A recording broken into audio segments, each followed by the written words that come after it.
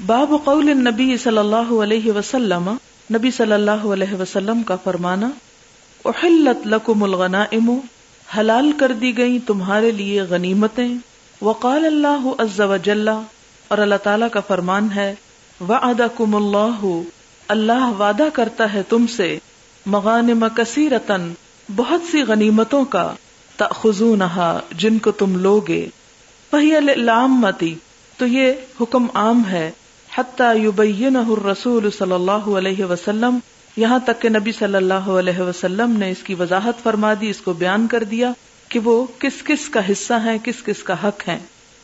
یعنی قرآن پاک میں اس آیت سے دو باتیں پتہ چلتی ہیں۔ ایک تو اس بات کا پتہ چلتا ہے کہ مسلمانوں کے لیے مال غنیمت حلال ہے، کیونکہ جیسا کہ آپ جانتے ہیں کہ پچھلی اقوام کے لیے، پچھلی امتوں کے لیے غنیمت حلال نہ تھی۔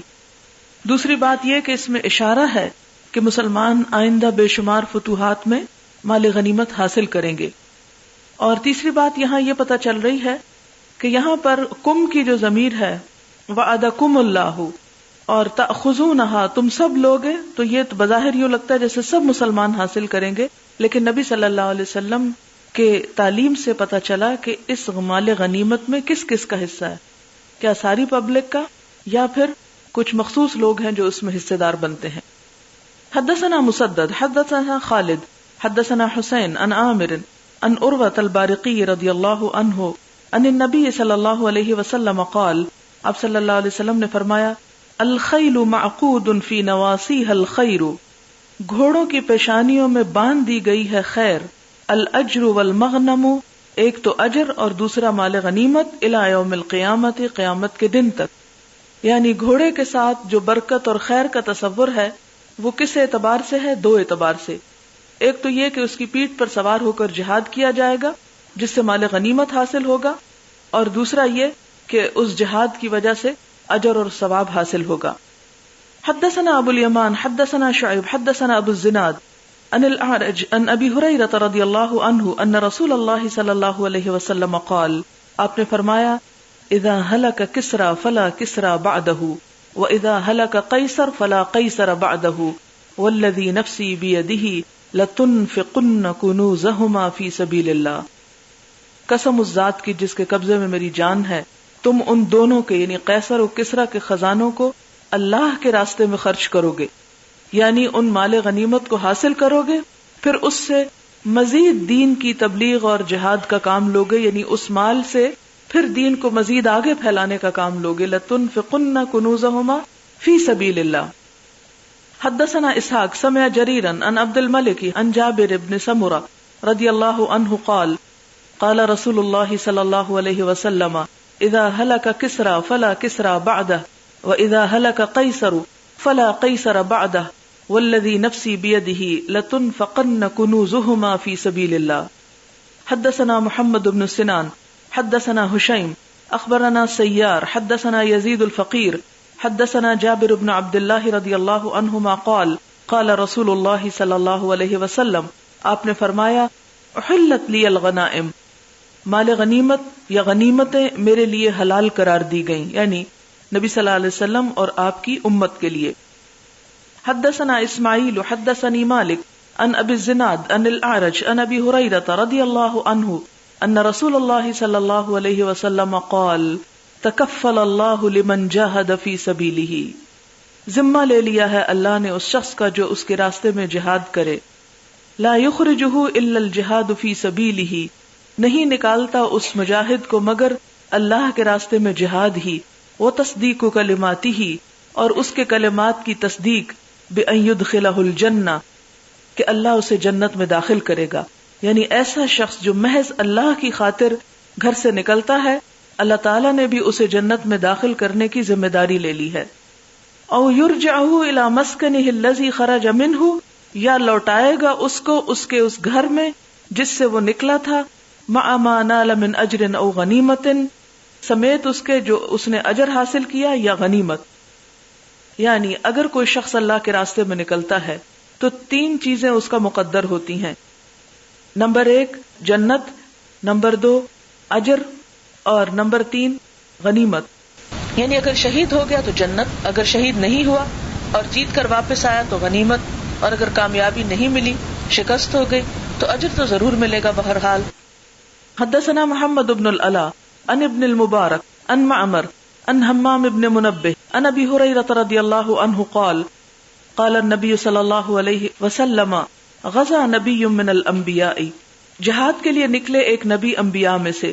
فقال لقومہ، تو انہوں نے اپنی قوم سے کہا، لا یتبعنی رجل ملک بدع امرأۃ، نہ پیچھے آئے یعنی نہ شریک ہو میرے ساتھ کوئی بھی شخص جس نے نئی شادی کی ہو، وہو یرید ان یبنی بہا، اور وہ ارادہ رکھتا ہو کہ وہ یعنی اپنی بیوی کے ساتھ تعلق قائم کرے، ولما یبنی بہا، اور ابھی اس کا ملاپ نہیں ہوا، ولا احد بنا بیوتا، اور نہ ہی کوئی ایسا شخص جس نے گھر بنایا ہو، ولم یرفع سقوفہما، اور اس کی چھتیں ابھی نہ ڈالی ہوں یعنی ادھورا پڑا ہو اس کا گھر، ولا آخر اشترى غنما، اور نہ کوئی ایسا شخص شریک ہو جس نے بکریاں خریدی ہوں، او خلفات، یا اونٹنیاں، اور یہاں گابھن مراد ہیں، وہو ينتظر ولادہا، اور وہ انتظار کر رہا ہو ان کے جنم کی یعنی بچہ پیدا ہونے کی. یہ تین شرطیں انہوں نے کیوں لگائیں، یہ تین باتیں کیوں کہیں کہ ایسا شخص دل جمعی کے ساتھ جہاد میں حصہ نہیں لے گا.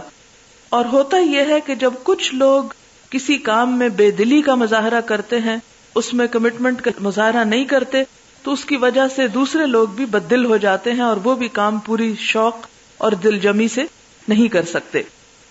فغزا، تو پھر وہ جہاد کے لیے نکلے.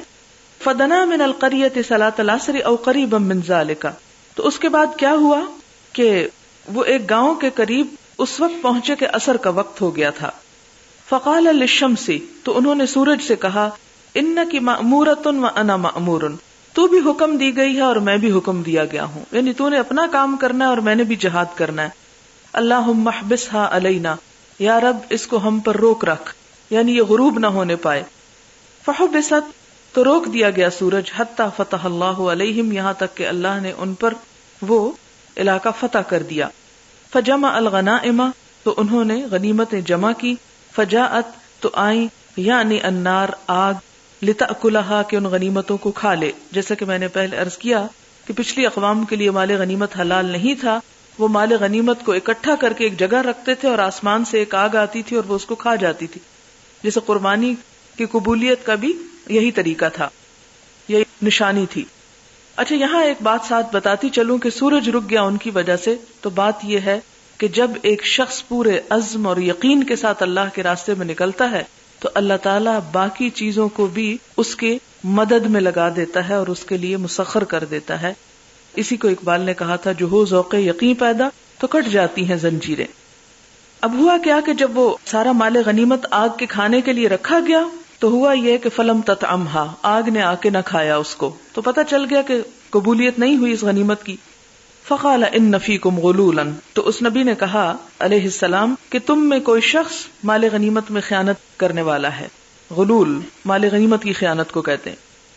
فلیبایعنی من کل قبیلۃ رجل، تو چاہیے کہ ہر قبیلے کا ایک شخص میرے ساتھ ہاتھ ملائے اور بیعت کرے. فلزقت ید رجل بیدہ، تو ایک شخص کا ہاتھ ان کے ہاتھ سے چمٹ گیا، یعنی جب وہ بیعت لے رہے تھے.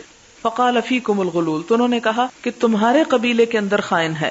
فلتبایعنی قبیلتک، اب تمہارا سارا قبیلہ آ جائے اور وہ الگ الگ مجھ سے بیعت کرے. فلزقت ید رجلین او ثلاثۃ بیدہ، تو اس طرح 2 یا 3 لوگوں کا ہاتھ جو تھا وہ اس نبی کے ہاتھ سے آ کے چمٹ گیا، جس سے پتہ چل گیا کہ اصل مجرم کون ہے. فقال فیکم الغلول، اس نبی نے کہا کہ تمہارے اندر خیانت ہے، تم نے خیانت کی ہے. فجاءوا برأس، تو لے آئے ایک سر مثل رأس بقرۃ، گائے کے سر جیسا، من الذهب، سونے کا، یعنی وہ جو انہوں نے چرایا تھا وہ لے آئے. فوضعوها، تو انہوں نے لا کے اس کو رکھ دیا. فجاءت النار، آگ آئی. فاکلتها، اس نے اس کو کھا لیا، یعنی ساری مال غنیمت کو. ثم احل اللہ لنا الغنائم، پھر اللہ نے ہمارے لیے غنیمتیں حلال کر دیں. ثم رأى ضعفنا، پھر دیکھا ہماری کمزوری کو. وعجزنا، اور ہماری عاجزی کو. فأحلها لنا، تو ان 2 بنیادوں پر اللہ نے غنیمت کو ہمارے لیے حلال کر دیا کہ ہم کمزور انسان ہیں اور وہ سب کچھ جہاد میں لے کر پھر اسے دے نہیں سکتے، تو اللہ نے اسے ہمارے لیے بھی استعمال کرنے کو چھوڑ دیا. اور دوسری چیز جو صفت یہاں بتائے گی وہ اجزنا، ہماری عاجزی اور خاکساری اور موڈسٹی جو تھی وہ اللہ تعالیٰ کو پسند آئی. باب الغنیمت لمن شہد الواقعۃ، غنیمت اس کا حق ہے جو جہاد میں شرکت کرے. واقعہ یعنی جنگ مراد ہے. حدثنا صدقہ اخبرنا عبد الرحمن عن مالک عن زید بن اسلم عن ابیہ قال قال عمر رضی اللہ عنہ لولا آخر المسلمین، اگر نہ ہوتا خیال آخری مسلمانوں کا، ما فتحت قریۃ، نہ فتح کرتا میں کوئی بستی، الا قسمتها بین اہلہا، مگر یہ کہ میں اس کو تقسیم کر دیتا اس کے اہل پر، یعنی جنہوں نے اس کو فتح کیا تھا. کما قسم النبی صلی اللہ علیہ وسلم خیبر، جس طرح نبی صلی اللہ علیہ وسلم نے خیبر کو تقسیم کیا. یعنی ادروائز میں سب کے لیے وہ ذاتی ملکیت بنا دیتا، لیکن مجھے خیال یہ ہے کہ اور لوگ بھی مسلمان ہوں گے اور بہت سی ضروریات ہوں گی، اس لیے انہوں نے اراضی کو تو مجاہدوں میں تقسیم نہیں کیا، لیکن دیگر مال، بکریاں، سونا چاندی اور چیزیں جو ہوتی تھی وہ تقسیم کر دی جاتی تھی. باب من قاتل للمغنم، جس نے مال غنیمت کے لیے جہاد کیا، هل ينقص من اجرہ، کیا کمی ہو جائے گی اس کے اجر میں سے؟ یعنی اگر کوئی شخص اس لیے نکلتا ہے، یہ نکلنا اس کو فائدہ دے گا اور اس سے مال غنیمت حاصل ہوگا، کیا اس کے ثواب میں کچھ کمی ہوگی؟ کیونکہ جہاد تو صرف اللہ کے لیے ہونا چاہیے. حدثنا محمد بن بشار حدثنا غندر حدثنا شعبۃ عن عمرو قال سمعت ابا وائل قال حدثنا ابو موسى الاشعری رضی اللہ عنہ قال قال اعرابی للنبی صلی اللہ علیہ وسلم، ایک اعرابی نے نبی صلی اللہ علیہ وسلم سے کہا، الرجل یقاتل للمغنم والرجل یقاتل لیذکر، کہ ایک شخص جو ہے وہ غنیمت کے لیے جنگ کرتا ہے اور ایک شخص اس لیے جنگ کرتا ہے لیذکر، کہ اس کا ذکر کیا جائے یعنی شہرت ہو. ویقاتل، اور جنگ کرتا ہے لیرا مکانہ، تاکہ اس کے مقام یا اس کا مرتبہ یا ناموری بہادری دیکھی جائے. من فی سبیل اللہ، ان میں سے اللہ کے راستے میں کون ہے؟ فقال من قاتل لتكون کلمۃ اللہ ہی العلیٰ فہو فی سبیل اللہ. تو آپ صلی اللہ علیہ وسلم نے فرمایا، جو اس لیے لڑے کہ اللہ کا بول بالا ہو، اللہ کا کلمہ بلند ہو، تو وہی دراصل اللہ کے راستے میں ہے، یعنی اسی کا دراصل اجر اور ثواب ہے. اگر اس نیت میں کوئی اور نیت شامل ہو گئی تو جس قدر وہ نیت شامل ہے اتنے اجر میں کمی ہو جائے گی. باب قسمت الامام ما يقدم علیہ ويخبأ لمن لم يحضره او غاب عنہ، تقسیم کرنا امام کا ما يقدم، جو آئے، یعنی امام کے پاس جو مال غنیمت میں سے یا دیگر علاقوں میں سے کچھ آئے تو وہ اس کو تقسیم کر دے. ويخبأ، اور چھپا رکھے، لمن لم يحضره، جو حاضر نہ ہوا ہو، او غاب عنہ، یا اس وقت غائب ہو. یعنی کس طرح تقسیم کی جائے؟ صرف ان کو جو سامنے موجود ہو، یا ان کے لیے بچا کے رکھا بھی جا سکتا ہے جو اس وقت موجود نہ ہو، اور یہ حدیث پیچھے گزر چکی ہے. حدثنا عبد اللہ بن عبد الوہاب حدثنا حماد بن زید عن ایوب عن عبد اللہ بن ابی ملیکۃ ان النبی صلی اللہ علیہ وسلم اہدیت لہ اقبیۃ من دیباج مزررۃ بالذہب، مزرر زر بٹن کو کہتے ہیں، مزررۃ بالذہب یعنی سونے کے ایک طرح سے بٹن لگے ہوئے تھے. فقسمها في اناس من اصحابه وعزل منها واحدا لمخرمة بن نوفل فجاء ومعه ابنه المسور بن مخرمة فقام على الباب فقال ادعه لي فسمع النبي صلى الله عليه وسلم صوته فأخذ قباء فتلقاه به واستقبله بأزراره، یعنی قبا لے کے اس کے بٹن جو تھے وہ خاص طور پر دکھاتے ہوئے آپ سامنے آئے. فقال یا ابا المسور خبأت هذا لك یا ابا المسور خبأت هذا لك وكان في خلقه شيء، اور ان کے مزاج میں کچھ تیزی تھی. خلق یعنی اخلاق یا عادات، شیء سے مراد یہ کہ وہ بہت زیادہ با اخلاق نہیں تھے، یہ کہنے کا مطلب ہے.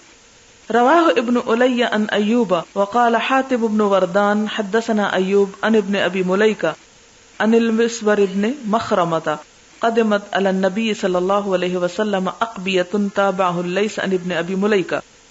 باب کیف قسم النبی صلی اللہ علیہ وسلم قریظۃ والنذیر، کس طرح تقسیم کی نبی صلی اللہ علیہ وسلم نے بنو قریظہ اور بنو نذیر کی جائیدادیں. وما اعطى من ذلك من نوائبہ، اور جو دیا اس میں سے اپنی ضروریات میں. پہلے بھی آپ کو بتایا تھا کہ نائبہ ایمرجنسی کو کہتے ہیں، یعنی اچانک پیش آنے والی ضرورت.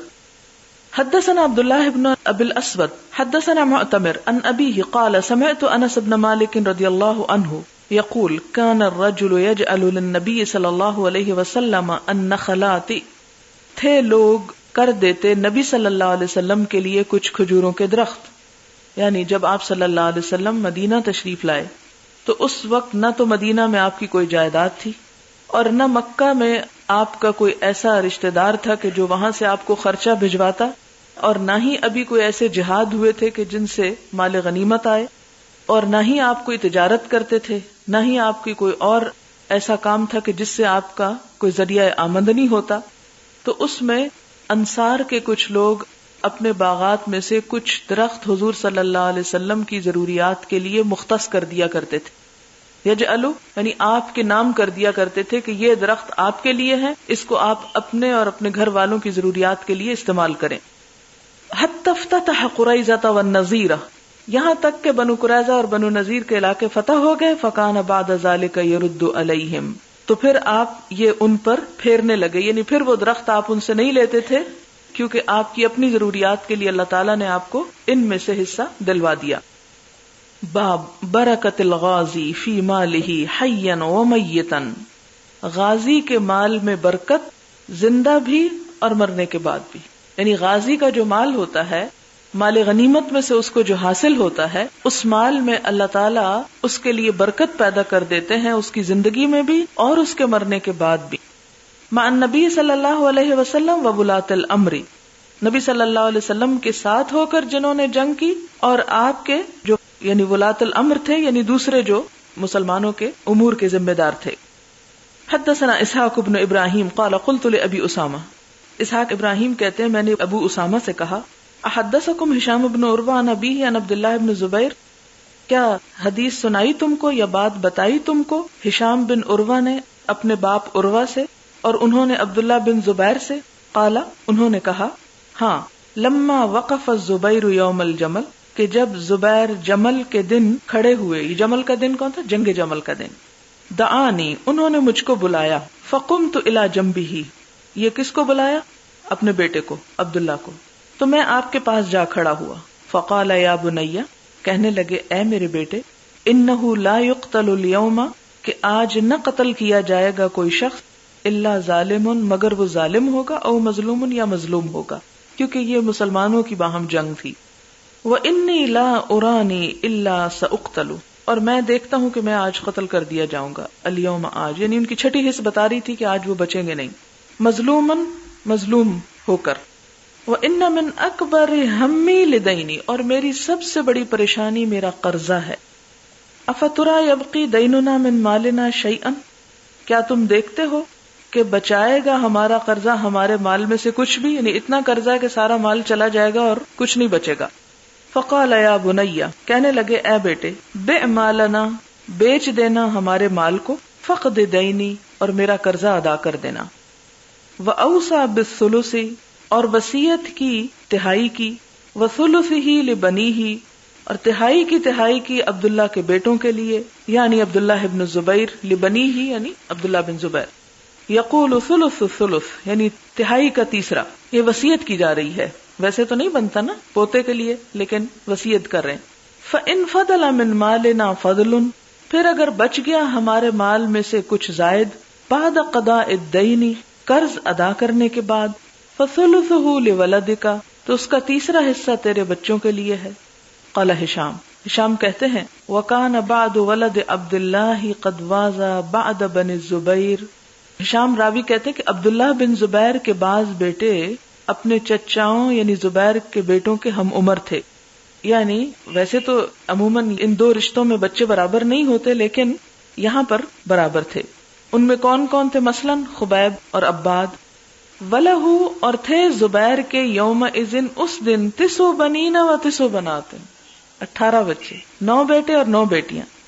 قال عبداللہ فجعل یوصینی بدینہ، عبداللہ بن زبیر کہتے ہیں کہ زبیر مجھے قرض کے بارے میں وصیت کرتے رہے. ویقول، اور کہتے رہے، یا بنی ان عجزت منہ عن شیء، اگر تو عاجز آ جائے اس میں سے کسی چیز کے بارے میں، یعنی قرضہ ادا کرنا مشکل ہو جائے کسی موقع پر، فاستعن علیہ مولایا، تو مدد لے لینا اس پر اس مشکل میں میرے مولا سے. قال فواللہ ما دریت ما ارادا، کہتے ہیں کہ اللہ کی قسم مجھے نہ سمجھ آئی کہ اس کا کیا مطلب ہے.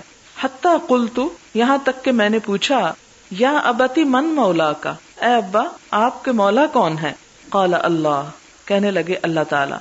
قال فواللہ ما وقعت فی کربۃ من دینہ، عبداللہ بن زبیر کہتے ہیں کہ نہ پڑا میں کسی مشکل میں ان کے قرضے کے بارے میں، الا قلت، مگر میں نے کہا، یا مولا الزبیر، اے زبیر کے مولا، اقض عنہ دینہ، اس کا قرضہ پورا کر دے. فیقضیہ، تو وہ پورا کر دیتا. یعنی جب کبھی مشکل ہوتی تو مشکل آسان ہوتی، میں اسی طرح دعا کرتی. فقتل الزبیر، تو زبیر قتل کر دیے گئے اس دن رضی اللہ عنہ. ولم یدع دینارا ولا درہما، اور انہوں نے نہ کوئی دینار چھوڑا نہ درہم چھوڑا. الا ارضینا، مگر کچھ زمینیں ضرور چھوڑی. منہا، ان میں سے الغابۃ، غابہ کی زمین تھی، یہ وہی علاقہ نا جہاں کے درخت سے ممبر بنا. واحدى عشرۃ دارا، 11 گھر بالمدینۃ، مدینہ میں تھے. ودارین بالبصرہ، 2 گھر بصرہ میں تھے. ودارن بالکوفہ، 1 گھر کوفہ میں تھا. ودارن بمصر، 1 گھر مصر میں تھا. بہت مالدار تھے. 11 گھر مدینہ میں، 2 بصرہ میں، 1 کوفہ میں، 1 مصر میں. اور یہ سب کیسے ملا تھا؟ یہ مال غنیمت تھا ایک طرح. یہ جہاد کی فضیلت تھی. لوگ کہتے ہیں کہ اسلام کی وجہ سے فقیر ہو جائیں گے. ابتدا میں ضرور قربانیاں ہوئیں، لیکن اس کے بعد جب مال غنیمت آیا تو اتنے گھروں کے مالک بنے. اس سارے مال کے ہونے کے باوجود نہ دل میں دنیا کی محبت تھی اور نہ ہی اس پر بھروسہ تھا. اسی لیے آپ دیکھیں نا، اوپر کہتے ہیں کہ اگر میرا قرضہ ادا نہ ہو، حالانکہ اتنی جائیداد چھوڑ رہے ہیں، تو اللہ سے مدد مانگ لینا. ظاہر ہے ان زمینوں کو بیچ کے ہی قرضہ دینا تھا، تو بیچنے میں آپ کو پتا کئی مشکلات ہو جاتی. اب اتنی جائیدادوں کے مالک مقروض کیوں ہوئے؟ اس کے پیچھے کیا قصہ ہے؟ قال وانما كان دينه الذي عليه ان الرجل كان ياتيه، وہ کہتے ہیں کہ ہوتا یہ تھا کہ جب ان کے پاس کوئی شخص آتا بالمال، مال کے ساتھ، فیستودعه، تو وہ امانت کے طور پہ رکھتا آپ کے پاس، ایاہ، اس کو. فیقول الزبیر، تو زبیر کہتے لا، امانت نہیں رکھوں گا. ولکنہ سلف، لیکن یہ قرض ہوگا. فانی اخشى علیہ الضیعۃ، کیونکہ میں ڈرتا ہوں کہ ضائع ہو جائے گا. یعنی جو روپیہ تم میرے پاس بطور امانت رکھنا چاہتے ہو، میں امانت نہیں رکھ سکتا، بطور قرض لے لیتا ہوں تم سے، کیونکہ امانت کے ضائع ہونے کا ڈر ہوگا کہ خدا نہ خواستہ میں مر گیا تو کون امانت لوٹائے گا. لیکن اگر قرضہ ہوگا تو تمہیں واپس مل جائے گا. یہ ایک طرح سے بینک بن رہا ہے. وما ولی امارتن قط، اور انہوں نے کبھی کوئی امارت قبول ہی نہیں کی، کوئی عہدہ کبھی قبول نہیں کیا. ولا جبایت خراجن، اور نہ کوئی ٹیکس لیا کبھی. ولا شیئا، اور نہ کوئی اور کسی سے اس قسم کی چیز لی. الا ان یکون فی غزوۃ، کہتے ہیں کہ یہ مال کہاں سے ہے یہ بتانا چاہتے ہیں. نہ تو کوئی عہدہ تھا، نہ کوئی ٹیکس چنگی لیتے تھے، نہ کوئی اور ذریعہ آمدنی تھا، کوئی ذریعہ آمدنی نہیں تھا. الا، مگر، ان یکون فی غزوۃ، کہ ہوتے تھے جہاد میں، مع نبی صلی اللہ علیہ وسلم، نبی صلی اللہ علیہ وسلم کے ساتھ، او مع ابی بکر و عمر و عثمان رضی اللہ عنہم، یعنی تمام صحابہ کے ساتھ یہ جہاد کرتے رہے مل کر. قال عبداللہ بن زبیر، عبداللہ بن زبیر کہتے ہیں، فحسبت ما علیہ من الدین، کہ میں نے گنا شمار کیا کہ قرضہ ہے کتنا جو لوگوں کی امانتیں لے لے کے بنا لیا تھا. فوجدته الف الف و مئت الف، کہ 22 لاکھ بنا. الف الف، الف کہتے ہیں نا 1000 کو، 2000 ہزار، اور 100 الف اور 200 ہزار، تو 22 لاکھ ہو گئے. قال، کہتے ہیں، فلقی حکیم ابن حزام عبداللہ ابن زبیر، ایک دن حکیم بن حزام عبداللہ بن زبیر کو ملے. فقال یا ابن اخی، کہنے لگے، بھتیجے، کم علی اخی من الدین، کتنا ہے میرے بھائی کے ذمہ قرض میں سے، یعنی زبیر کتنا قرض چھوڑ کے فوت ہوئے. فکتمہ، تو انہوں نے اس کو چھپایا، یعنی ان کے بیٹے نہیں بتاتے. فقال مئت، والو کہتے ہیں ہوگا کوئی 100,000، یعنی لاکھ ہوگا. فقال حکیم، حکیم کہتے ہیں، واللہ ما ارا اموالکم تسع لہذہ، تو حکیم کہتے ہیں، اللہ کی قسم میں دیکھتا ہوں کہ یہ تمہارے مال اس قرضے کو ادا نہیں کر سکیں گے، اور وہ صرف 1 لاکھ کی بات کر رہے ہیں. فقال له عبداللہ، تو اس پر عبداللہ کہتے ہیں، افرأیتک ان کانت الفی الف و مئتی الف، کیا خیال ہے اگر وہ قرضہ 22 لاکھ ہو تو کیسے ادا ہوگا. قال ما اراکم تطیقون ھذا، کہتے ہیں میرا خیال ہے تم ادا نہیں کر سکو گے. فإن عجزتم عن شیء منہ فاستعینوا بی، اگر تم مشکل میں پڑ جاؤ، عاجز آ جاؤ تم اس کے بارے میں کسی چیز سے تو میری مدد لے لینا. قال وکان الزبیر اشترى الغابۃ، اور زبیر نے خریدا تھا غابہ ب70 و100 الف، 1,70,000 میں. فباعها عبداللہ ب1000 و600 الف، تو اس کو عبداللہ بن زبیر نے 16 لاکھ پر بیچا، یعنی 16 لاکھ پر اس کو بیچا اور وہ بک گیا. ثم قام فقال من كان له على الزبير حق فليوافنا بالغابة، اور کہنے لگے کہ جس نے زبیر کا قرضہ لینا ہے وہ آ کے ہم سے غابہ میں ملے. فاتاه عبداللہ ابن جعفر، تو عبداللہ بن جعفر آ گئے. وكان له على الزبير 400 الف، اور عبداللہ بن جعفر کا 4 لاکھ قرضہ تھا زبیر پر. فقال لعبداللہ، تو عبداللہ سے کہنے لگے، عبداللہ بن زبیر سے، ان شئتم ترکتها لكم، اگر تم چاہو تو میں معاف کر دوں تم کو. ذرا سوچیں، 4 لاکھ قرضہ ہے جو انہیں لینا ہے اور آرام سے کہتے ہیں کہ ٹھیک ہے اگر تم چاہو تو معاف کر دیتا ہوں. قال عبداللہ، ان کے بیٹے عبداللہ کہتے ہیں لا، نہیں ہم نہیں معاف کراتے. قال فإن شئتم جعلتموها فيما تؤخرون ان اخرتم، کہتے ہیں اگر تم چاہو تو میں تمہیں مہلت دیتا ہوں جتنی تم مہلت لینا چاہو، ڈیلے کر دو، ابھی نہ دو بعد میں دے دینا. اسے کہتے ہیں نا کہ کوئی محبت نہیں ہے مال کی، کتنی بے نیازی ہے. یہی وجہ تھی ان کے سکون کی. اور آپس کی ہمدردی بھی آپ دیکھیں کہ ٹھیک ہے معاف کر دیتا ہوں، کہتے نہیں معاف نہیں کرواتے، مہلت دیتا ہوں، کہتے نہیں مہلت بھی نہیں چاہیے. فقال عبداللہ لا قال فقطعوا قطعۃ، تو انہوں نے کہا اچھا مجھے پھر کچھ زمین دے دو. فقال عبداللہ نے کہا لک من ہا ہنا الی ہا ہنا، اچھا تم یہاں سے وہاں تک لے لو، کوئی ناپ دیا ہوگا. قال فباع منها، کہتے ہیں کہ انہوں نے اس کو بیچا. فقضى دینہ، اور ان کا قرضہ اتار دیا. فاوفاہ، اور اس کو پورا ادا کر دیا. وبقی منها 4 اسہم ونصف، اور اس میں 4.5 حصے بچ رہے، یعنی قرضہ بھی ادا ہو گیا اور بچ بھی گیا. فقدم علی معاویہ، پھر وہ معاویہ کے پاس آئے. کون؟ عبداللہ بن زبیر، قرضہ چکا کے. وعنده عمرو بن عثمان والمنذر بن زبیر، ان کے پاس عمرو بن عثمان، منذر بن زبیر اور ابن زماں تھے. فقال له معاویہ، معاویہ نے ان سے کہا کم قومت الغابہ، غابہ کی کتنی قیمت لگی ہے؟ قال کل سہم 100 الف، کہنے لگے ہر حصہ 1 لاکھ کا. قال کم بقیہ، کہنے لگے کتنا باقی ہے؟ قال 4 اسہم، 4 حصے ونصف اور آدھا. فقال المنذر ابن زبیر، منذر کہنے لگے قد اخذت سہما ب100 الف، 1 حصہ میں 1 لاکھ کا لیتا ہوں. قال عمرو بن عثمان، عمرو بن عثمان کہتے قد اخذت سہما ب100 الف، میں بھی 1 لاکھ کا ایک اور حصہ لے لیتا ہوں. وقال ابن زماں، ابن زماں کہتے ہیں قد اخذت سہما ب100 الف، 1 لاکھ کا میں ایک حصہ لے لیتا. معاویہ کہنے لگے کم بقیہ، کتنا بچ گیا؟ قال سہم ونصف، 1.5 حصہ. قال اخذته ب50 و100 الف، کہنے لگے میں 1.5 لاکھ کا لیتا ہوں. قال وباع عبداللہ بن جعفر نصیبہ من معاویہ ب600 الف، اور عبداللہ بن جعفر نے اپنا حصہ معاویہ سے 6 لاکھ کا بیچا. یعنی عبداللہ بن جعفر نے جو حصہ لیا تھا 4 لاکھ کے بدلے میں، جو ان کا قرض تھا، وہ 6 لاکھ کا آگے بیچ دیا. یہ بتانا یہ چاہتے ہیں کہ برکت کس طرح ہوئی، کہ نہ صرف یہ کہ ان کا اپنا قرضہ اترا، بلکہ جو زمین ان کی آگے جس نے لی اس نے جب بیچی تو اس کو بھی نفع ہوا.